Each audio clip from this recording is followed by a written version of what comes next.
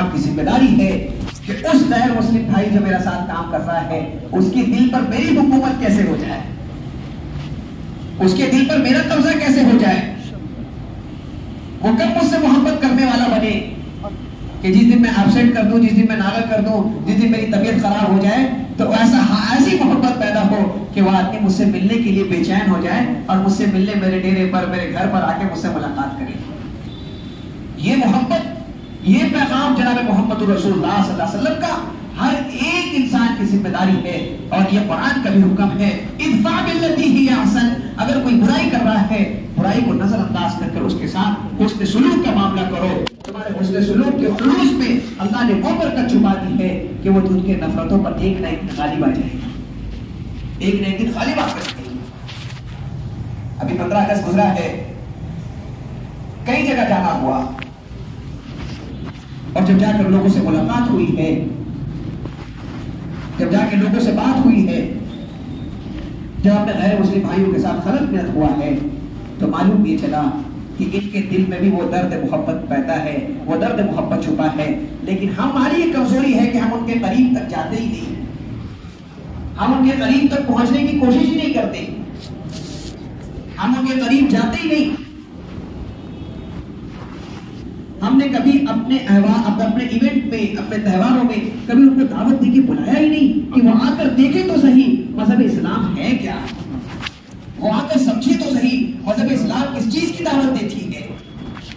वो आकर हमने कभी उनको मजहब इस्लाम का तसव्वुर, मजहब इस्लाम का असली चेहरा कभी दिखाया नहीं। उन्होंने देखा है मजहब इस्लाम को तो सिर्फ हमारे गलियों से देखा है, जहां हमारे नौजवान आवारागर्दियों की तरह 12 बजे रात तक गलियों में बैठकर कोई सिगरेट पीते हैं, कोई ना जाने क्या का नशा करके बैठे रहते हैं और मोबाइलों में वक्त गुजारते हैं। उन्होंने देखा है तो हमारी गलियों के वो कचरे को देखा है जो हमने अपने बिल्डिंगों से रास्ते के ऊपर कचरा फेंका है। उन्होंने देखा है तो हमारी गलियों के आवाज में गूंजते हुए गालियों की आवाज सुनी है कि मुस्लिम महल्लों में गाली के सिवाय कुछ नहीं होती। उन्होंने देखा है अपनी आंखों से तो हमारे महल्लों के झगड़ों को देखा है, उन्होंने देखा है तो हमारे महल्लों की बदकिरदारियों को देखा है, उन्होंने देखा है तो हमारे माशरे की बिगड़ी हुई हालात को देखा है, उन्होंने देखा है तो हमारे माशरे के वो नौजवान, हमारे लड़के जो अपने माँ बाप को बीच रास्ते पे जलील करते थे, उन्होंने उसको देखा है। उन्होंने देखा है तो वो देखा है कि नौजवान अपनी बीवियों को रास्ते में लाकर झगड़ा करके जलील कर रहे थे। उन्होंने इस हालत को देखकर ये समझा कि ये असल इस्लाम है।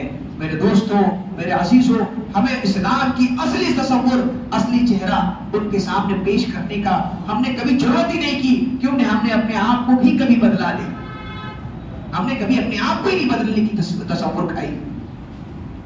जिस मजहब इस्लाम के बारे में जनाब मोहम्मद रसूलुल्लाह सल्लल्लाहु अलैहि वसल्लम ने फरमाया, अब तहूरुन निस्फुल ईमान, जिसके पास सफाई है उसके पास आधा ईमान अल्लाह ने महफूज कर दिया। आज उसी मजहब इस्लाम के मानने वालों के महलों में चले जाइए, उनके गलियों के सामने, उनके घर के सामने कचरों का अंबार नजर आएगा। और आप जब उस गलियों से गुजरेंगे तो आपको बताने की जरूरत नहीं है ये मुस्लिम महल्ले है।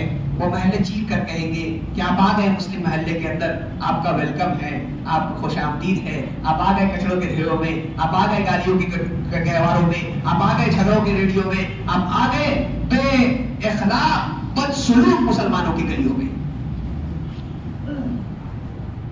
जिस किरदार को जनाब मोहम्मद रसूलुल्लाह सल्लल्लाहु अलैहि वसल्लम ने सिखाया, आज वो किरदारों को लोगों ने अपनाकर कहां से कहां चले गए।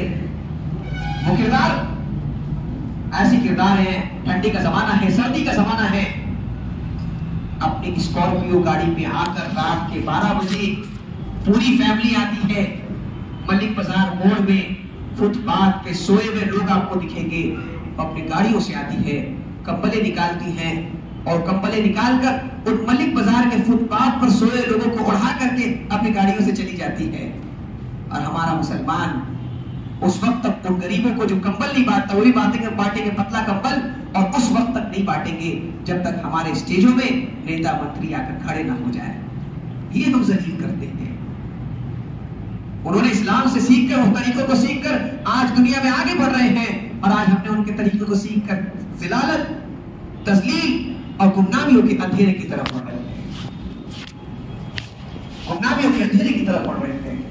आज अगर हमारे नौजवान नस्लें अगर इस चीज को नहीं सीखी, अगर रसूलुल्लाह सल्लल्लाहु अलैहि वसल्लम की किरदारों को नहीं अपनाया, तो हमारी जो नई नस्लें आएगी वो भी उनको देखकर वैसे ही बनेगी, और हालात ये होगी कि हालात बद से बदतर की तरफ खींचती चली जाएगी, हालात बद से बदतरीन होता चला जाएगा। इन हालात को सुधारने वाला फिर वो मौका नहीं रहेगा।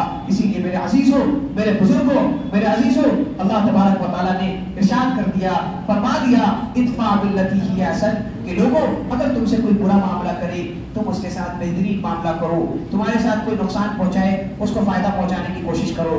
देखना इस चीज से उसको फायदा अगर हुआ ना हुआ, अल्लाह तुम्हें जरूर फायदामंद बना देगा, ये अल्लाह का वादा है।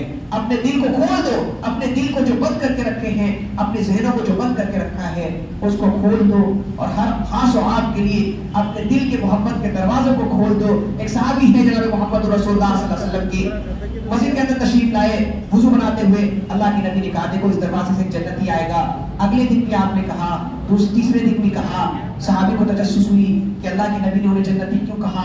एक सहाबी ने बहाना बनाकर उनके घर में रहने का प्रोग्राम बनाया कि उनके अमल को देखें, क्या अमल करते हैं, क्या अमल करते हैं।